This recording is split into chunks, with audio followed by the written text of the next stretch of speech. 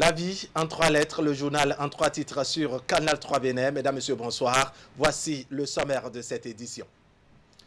L'actualité nationale avec la sortie médiatique des jeunes leaders rassemblés au sein de l'association dénommée Lien National. Les membres de ce creuset s'engagent à accompagner les actions de développement du chef de l'État. Dans leur message de ce soir, ils réclament d'ailleurs un second mandat pour le président Patrice Talon. Nous les entendrons de vive voix dès le début de ce journal. Et puis, la 30e journée de l'enfant africain se célèbre demain mardi 16 juin en référence aux enfants massacrés à Soweto en Afrique du Sud. La nation béninoise se souvient de ces violences inhumaines qui ont fait plus de 600 morts sous le régime de l'apartheid. La ministre des Affaires sociales et de la microfinance nous vient avec un message invitant chacun à une prise de conscience pour une justice en faveur des enfants et de leur mieux-être. Nous entendrons Véronique Tony-Fodé dans un instant. À suivre également cette nouvelle réalité qui entre petitement dans le quotidien des apprenants de nos universités. Il s'agit bien sûr des cours en ligne diversement appréciés par les étudiants eux-mêmes. Cette trouvaille pour limiter la propagation du coronavirus semble exposer au grand jour l'envers du décor des nouvelles technologies. Ali Moumouni nous dira de quoi cela retourne avant la fin de cette édition. Voilà pour le sommaire. Bienvenue. Bonsoir à tous. On démarre avec cette posture des jeunes en ce qui concerne les actions du gouvernement de la rupture et les échéances de la présidentielle de 2021. Eh bien, le Lien National était face à la presse ce lundi. Lien National, c'est une association composée de jeunes leaders qui se donnent pour mission d'accompagner le président de la République dans la transformation du Bénin. À travers cette sortie médiatique, Lien National réclame déjà un second mandat pour le président Patrice Talon afin de lui permettre de continuer l'œuvre de développement entamée depuis 2016. La rencontre a eu lieu au Champ d'Oiseaux de Cotonou. Et voici maintenant le compte rendu de Ulrich Gaba et de Elvis Tonoukwé. Un père, Excellence, Monsieur le Président de la République, vos fils et filles du Bénin vous appellent à poursuivre la construction de l'édifice commun que vous avez si bien commencé depuis quelques années. Un deuxième mandat pour le président Patrice Talon. C'est la doléance de l'association Lien National. C'est un regroupement d'anciens leaders des différentes universités du Bénin qui se donnent pour mission de participer au développement du pays. Sidérés par le mode de gouvernance depuis 2016, ils ont décidé d'apporter leur pierre à l'édifice en mutualisant leurs expériences pour accompagner le président Patrice Talon. Loin de toutes les théories utopiques, le présent assure et rassure par les actions objectives, concrètes et tangibles qui sont menées. Au-delà du bloc républicain et de l'Union progressiste, il sera question en 2021 de continuer les œuvres de développement entamées dans notre pays afin d'assurer leur maturation au grand bonheur des millions de Béninois que nous sommes. Loin d'être un simple slogan de campagne, les membres de Lien National sont motivés par les réformes profondes en cours et la relance du secteur économique sans oublier la lutte contre la gabegie financière. Un exemple de gouvernance qui galvanise et redonne espoir à la jeunesse. Le Lien National constitue aujourd'hui le réservoir de la jeunesse outillée, suffisamment expérimentée à partir de son parcours, à partir de la richesse du passé. Et la seule chose qu'on peut donner à notre pays, c'est de profiter de l'expérience que nous avons acquise et de servir notre nation. Nous nous sommes donc investis d'une mission au service de l'intérêt général. Mission qui passe aujourd'hui par la réélection de Patrice Talon à la tête du Bénin. Osons le croire, osons y penser, osons agir dans ce sens pour le bien du Bénin et pour la postérité. Officiellement enregistré le 2 juin dernier, Lien National est le produit de près de 10 ans d'amitié et de camaraderie, aujourd'hui transformé en association réglementaire. Avec un organe exécutif de 15 membres et 13 commissions techniques, Lien National entend investir le dernier village du Bénin pour fédérer autour du président Patrice Talon l'énergie nécessaire pour sortir le pays des sentiers battus. On en vient maintenant à ce message de la ministre des Affaires sociales et de la microfinance qui fait quelque peu frémir. Cela s'inscrit en effet dans le cadre de la célébration demain mardi 16 juin de la 30e journée de l'enfant africain. Une célébration qui remonte aux années 1990 en souvenir aux 600 enfants violemment massacrés le 16 juin 1976 à Soweto, une cité noire de l'Afrique du Sud par le pouvoir de l'apartheid. Pour cette édition, le Bénin focalise son attention sur le thème commun, l'accès à une justice adaptée aux enfants au Bénin. La ministre Véronique Tony-Fodé appelle à une introspection et à un engagement sérieux pour faire face aux nombreux défis auxquels sont confrontés les enfants à travers le continent. On va l'écouter sur des propos recueillis par Wuliat Sanoussi et Eder Hunkpebi. Les droits de l'enfant ne se limitent pas seulement à un accès à la justice adaptée pour eux. En effet, partout dans le monde, nos enfants sont encore exposés à de graves violations de leurs droits et il urge d'agir afin d'en freiner les conséquences. En ce qui concerne notre pays, le Bénin, beaucoup d'efforts sont faits par les acteurs étatiques et non étatiques afin de garantir aux enfants une sécurité en matière de respect de leurs droits. Cependant, malgré tous ces efforts, des cas de violence et d'abus sur enfants sont enregistrés par endroits. Chers compatriotes, face à ce tableau, je voudrais rassurer la population béninoise de l'intérêt soutenu que le président de la République, son Excellence Patrice Talon, accorde à l'épanouissement et au bien-être des enfants à travers de nombreuses initiatives dans le cadre de la protection de l'enfant. En cette période où toute l'Afrique célèbre la journée de l'enfant africain, je voudrais en appeler au sens de responsabilité des parents face au respect et à la sauvegarde des droits de l'enfant et surtout à leur vigilance dans la surveillance. Quant aux personnes de mauvaise foi qui, malgré les nombreuses séances de sensibilisation et de dissémination des textes de loi protégeant les enfants en République du Bénin, continuent de piétiner ces droits et de porter atteinte à leur intégrité physique, morale ou psychologique, je rappelle que la loi numéro 2015-08 du 8 décembre 2015 portant Code de l'enfant en République du Bénin a défini à partir de son article 324 jusqu'à l'article 405 des actes caractérisés d'infractions contre l'enfant et a prévu des dispositions applicables à chacune de ces infractions assorties des peines encourues. Le gouvernement de la République du Bénin, qui a fait de son cheval de bataille la lutte contre l'impunité, mettra tout en œuvre pour faire subir à tout contrevenant la rigueur de la loi. Aussi, de nombreuses actions sont-elles menées par mon département ministériel pour assurer convenablement son rôle de leadership en matière de protection de l'enfant.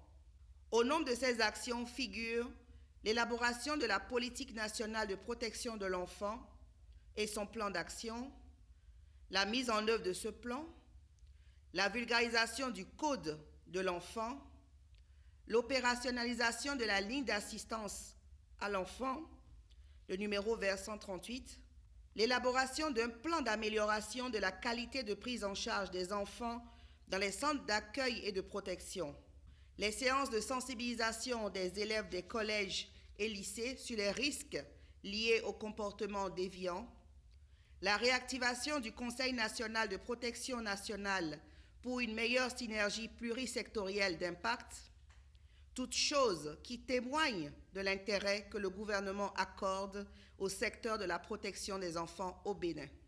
C'est le lieu de remercier une fois encore les acteurs de la chaîne de protection, notamment les partenaires techniques et financiers, les organisations non gouvernementales, les leaders religieux et traditionnels, pour les efforts inlassables qu'ils ne cessent de déployer afin d'accompagner les actions de protection de l'enfant au Bénin.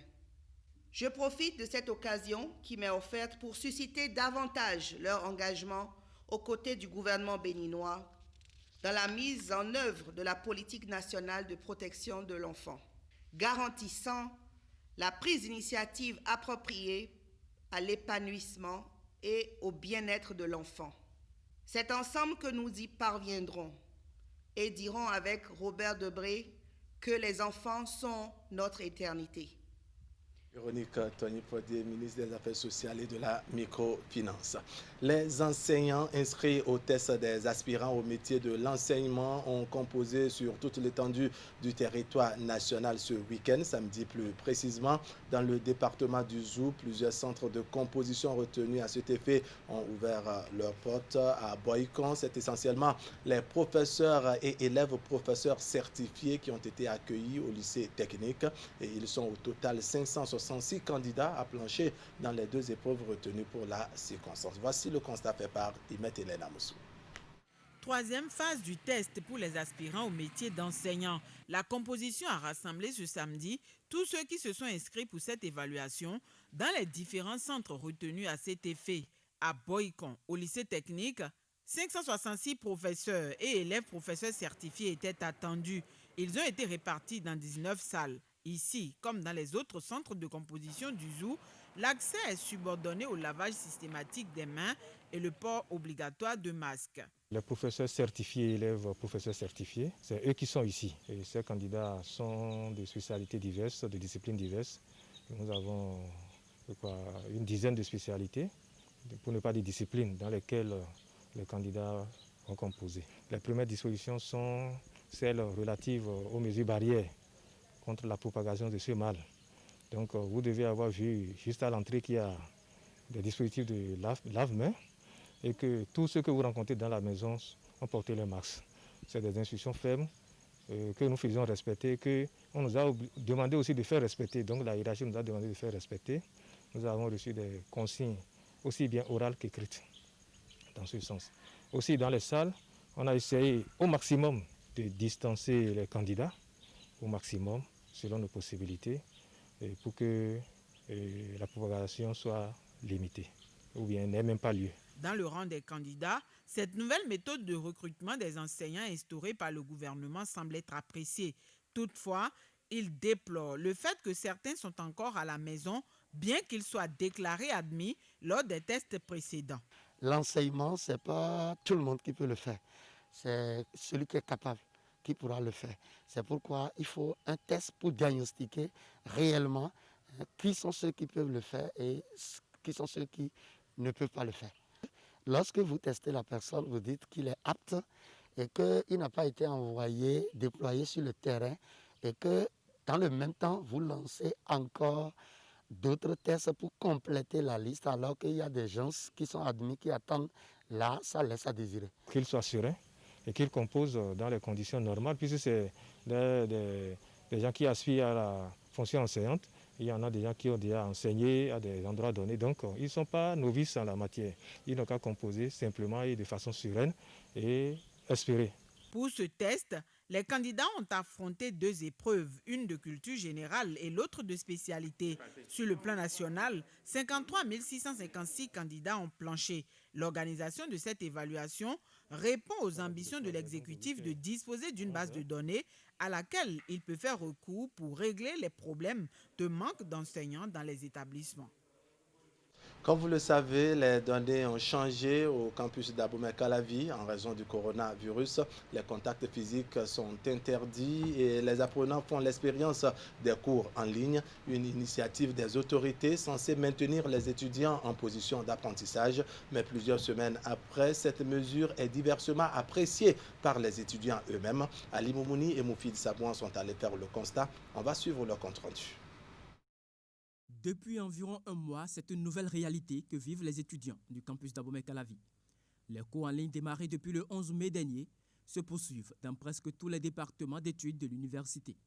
De la plateforme mise à la disposition des apprenants, la pédagogie a connu quelques modifications. Au début, on a envoyé des cours par matière et sur la plateforme qu'on a mis à notre disposition. Donc avec ces cours-là, on arrive à apprendre. Et c'est pour mieux expliquer ces cours qu'on a fait maintenant les cours en ligne. Et là, le professeur reste chez lui et le cours est en direct. Et bon, c'est genre une réunion par vidéoconférence. Au début, on nous avait dit de nous abonner sur la plateforme de l'UAC et puis d'aller cliquer sur notre école et puis on verra les cours. Mais c'était pas ça à la longue. Après ça, on a un groupe de cours d'IFRI, quoi. Les professeurs nous envoyaient les liens personnellement. Donc, d'autres professeurs choisissent Meet, d'autres choisissent Zoom, d'autres choisissent Skype. Donc, c'est pas tout le monde qui arrive à suivre quand même. Loin d'être une innovation voulue, les cours en ligne représentent la formule pour lutter contre la propagation de la COVID-19. Mais il n'en demeure pas moins que l'application de cette méthode d'enseignement n'est pas encore aussi favorable pour les étudiants. Et effectivement, on n'a quand même pas sur les cours en ligne. Nous allons dire aujourd'hui, ça fait pratiquement un mois. Mais depuis là, les cours de un mois, on ne peut même pas comparer ça aux cours de 3 heures. C'est-à-dire quoi? Ce qu'on a pu faire depuis les un mois là, ça n'atteint même pas ce qu'on fait en moins de 3 heures. Oui, parfois quand ce sont des appels vidéo, on arrive à comprendre, mais parfois quand c'est sur Skype et c'est juste des audios, on ne se comprend pas trop. On n'arrive pas à bien cerner le coup tout comme si c'était genre un présentiel ou c'était au cours, on était au cours genre en classe quoi. D'abord on est en espagnol et on n'a pas encore ce niveau pour bien comprendre le cours. Et on nous dit d'aller sur ces cours-là en ligne.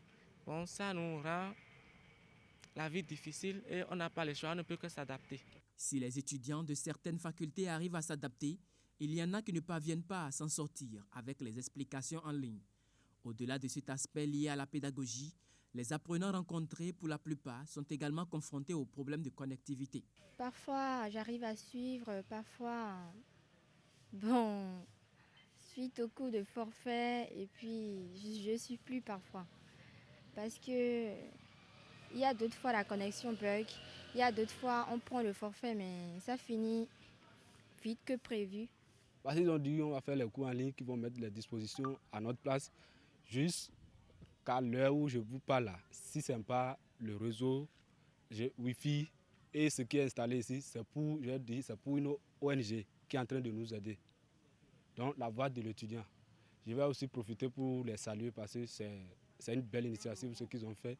On a vu que vraiment, ils sont concernés, ils sont gênés par notre situation. Bon, vous connaissez bien la classe sociale de l'étudiant. Bon, si ce n'est qu'une minorité qui bénéficie, si leurs parents sont... Maintenant, vous payez un forfait de 500 francs, par exemple. Avec un cours de 3 heures, vous n'arrivez pas à suivre une heure avant que les forfaits ne se terminent. Vous avez au moins 2 cours dans la journée. Tu n'arrives même pas à finir le premier cours. Donc, c'est tout à fait un découragement, quoi. L'expérimentation des cours en ligne à l'université d'Abomey-Calavi semble ne pas laisser un bon goût aux étudiants. Toutefois, ils estiment qu'avec un peu d'accompagnement, cela pourrait s'améliorer au fil du temps. Un projet national dénommé Élevage paysan, un métier d'avenir pour la jeunesse béninoise, a été officiellement lancé vendredi dernier. C'est la mairie de Royogbe, dans le département du Mono, qui a abrité l'événement. Le projet est le fruit du partenariat entre l'ONG béninoise Lancement du projet Éleveurs sans frontières Bénin et l'association française Élevage sans frontières. Cette cérémonie a été aussi l'occasion de dons de dispositifs de prévention contre le coronavirus. Précision, Geoffroy Messin. Une bonne opportunité à saisir par les éleveurs. Il s'agit du projet national Élevage paysan, un métier d'avenir pour la jeunesse béninoise, EPMA. Son lancement s'effectue dans cette salle de conférence de l'hôtel de ville de Royogbe, dans le département du Mono. Il est le fruit du partenariat entre l'ONG Éleveurs sans frontières Bénin, ESFB, et l'association française Élevage sans frontières. Le projet que nous avons tous l'honneur de lancer ce jour s'articule autour de 3 axes principaux. L'accès aux moyens de production, l'accès au marché et l'accès aux services et au financement. Le projet a une durée de 3 ans et demi. Son budget total s'élève à 213 800 000 francs CFA environ. Il est financé par Élevage sans frontières à hauteur de 82%, l'ambassade de France au Bénin à hauteur de 12% et Éleveurs sans frontières Bénin à hauteur de 6%. Nous intervenons, nous, Élevage sans frontières internationales, sur 2 volets. Tout d'abord, nous finançons une grande partie du projet grâce à nos donateurs qui sont en France. Et deuxièmement, nous mettons à disposition des expertises pour l'élaboration des méthodologies d'intervention, notamment en ce qui concerne les systèmes d'élevage promus. Alors, cela se traduit par le dispositif de microcrédit animal, la production des itinéraires technico-économiques et des parcours de formation relatifs à l'élevage. Profitant de cette cérémonie, les deux partenaires ont apporté leur pierre à la lutte contre la COVID-19 en faisant un don de kits de prévention et de protection aux agroéleveurs. Nous saisissons cette occasion pour inviter les éleveurs à continuer le respect des mesures barrières recommandées par le gouvernement afin de limiter cette pandémie redoutable. Au total, 143 dispositifs de lavage de mains, 1000 masques de protection, 200 gants et 858 bidons de savon liquide ont été distribués. La remise de matériel de lutte contre la COVID-19 qui intervient à cette même occasion est une preuve de ce que la vision des initiateurs du projet ESFB intègre l'essentiel des aspects nécessaires au succès du projet. C'est le moment donc pour moi, au nom du préfet du département du Mono, d'exhorter les bénéficiaires à utiliser à bon escient tous les dons qu'ils recevront ici dans le cadre de la mise en œuvre du projet. Le projet EPMA prend en compte 65% de femmes et 64% de jeunes de moins de 35 ans. Il impacte globalement 901 bénéficiaires dans 6 départements: l'Atlantique, le Mono, le Koufo, le Zou, les Collines et la Donga.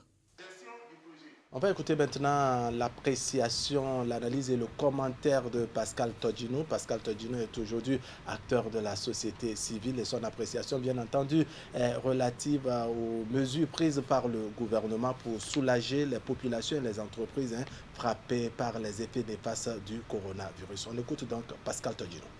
Il concerne les mesures qui ont été annoncées pour contrer les méfaits de Covid-19, monsieur le journaliste, moi, peut-être que je suis naïf, ce que je vois aujourd'hui me renforce dans ma position que de plus en plus j'admire la manière de faire de l'actuel gouvernement, c'est-à-dire le gouvernement du président Talon. Pour la simple raison que nous avons connu des crises avant, mais aucune disposition n'a été prise. Je dis bien aucune disposition n'a été prise concernant nous qui sommes dans le bas monde. Alors, mais moi, ce qui m'intéresse dans ces mesures-là, vous savez que depuis un certain temps, moi je suis dans le domaine de la buvette, des discothèques. Depuis un certain temps, n'est-ce pas? Mais pendant que c'est arrivé, j'ai fermé tout ça là.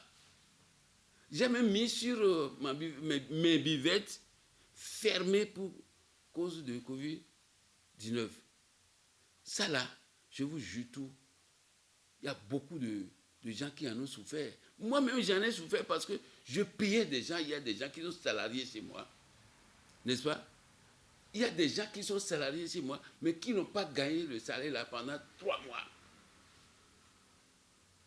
Et j'étais obligé de sortir les choses de ma poche pour dire, patientez-vous, ce n'est pas la faute du gouvernement, ce n'est pas ma faute, mais c'est la faute de Covid-19. Et le gouvernement décide d'apporter un appui à tout ce monde-là. C'est vrai, j'ai bien rempli la fiche, je ne sais pas si cette fiche est allée finalement au bon endroit parce que moi je ne suis pas très fort dans ces trucs-là, mais j'ai rempli, je ne sais même pas si j'aurais quelque chose. Mais dans tout ça là, je dis, c'est cette partie, moi, c'est cette partie-là qui m'intéresse. Est-ce que vous voyez, monsieur le journaliste? C'est cette partie qui m'intéresse. Donc, globalement, je trouve que c'est un gouvernement qui s'intéresse aussi au social. Et bien sûr, au départ, tout le monde criait. Moi-même, je faisais partie de ceux qui criaient pour dire, mais comment est-ce qu'on va continuer à affamer, on va serrer la ceinture, jusqu'à quand? Maintenant, je crois qu'on peut comprendre que c'était des dispositions qui sont en train d'être prises. Alors, mais monsieur le journaliste, on va toujours poser la question de savoir, mais où est-ce que le président Talon va trouver tant de moyens pour s'intéresser au social? Moi, je peux répondre que tous les trous qu'on a bouchés là, tous les trous de corruption qu'on a bouchés là, ça sert à beaucoup de choses aujourd'hui. Et je crois que nous devons continuer à même obliger le président Talon à continuer dans le bouchage des trous inutiles, des trous qui creusent la famine dans le pays. Toute autre chose à présent, il veut parcourir tous les 12 départements du Bénin à la marche en 45 jours. Une initiative propre au jeune sportif Sylvain Bossouvi qui a pris départ hier dimanche au stade général Mathieu Kérékou à Cotonou. La Fédération béninoise des sports pour tous soutenant ce jeune a pris toutes les dispositions nécessaires pour lui permettre de relever ce défi. C'est une cérémonie sobre qui a donné le top du départ. Compte rendu maintenant Teddy Goudalo, présenté par Ali Mouri. Avec le soutien de toutes les associations de sport d'entretien du Bénin et aussi celui de l'État central, Sylvain Bossouvi se lance dans une nouvelle aventure. L'initiative Tout du Bénin à la marche est le nouveau projet pour lequel le jeune passionné de la marche s'engage. Dans ce nouveau chapitre, il décide de parcourir à pied les 12 départements du Bénin en 45 jours. L'ami Bossouvi a été contrôlé, a suivi des bilans de santé et le médecin du stade de l'Amitié l'a déclaré apte pour faire le périple. Nous avons aussi bénéficié du soutien de la police nationale qui a pris toutes les dispositions sécuritaires pour le suivre tout au long du parcours. Il va faire plus de 2200 km à pied. Donc nous sommes là ce matin pour pouvoir le soutenir spirituellement, moralement et financièrement. Sylvain Bossouvi, étant un passionné de la a déjà une expérience en la matière. Il a déjà fait le tour Cotonou-Natitengo à pied et l'initiative Tout du Bénin à la marche, qui est à sa première édition, pourra davantage lui permettre de se révéler. Nous pensons que par ce contexte de Covid-19, la marche à travers le pays reste encore la flamme qui peut continuer à entretenir le sport. Je voudrais ici, et au nom du ministre Oswald Obeki, exhorter la Fédération béninoise de sport pour tous à encadrer dans les règles de l'art cette activité pour éviter qu'il y ait des incidents. Avec cette initiative de Sylvain Bossouvi, la Fédération nationale de course va donc écrire une nouvelle page de son histoire. Elle promet d'ailleurs accompagner le jeune sportif pour l'atteinte de ses objectifs à travers ses ligues départementales tout au long du parcours. Rendez-vous donc dans 45 jours pour célébrer le retour de l'athlète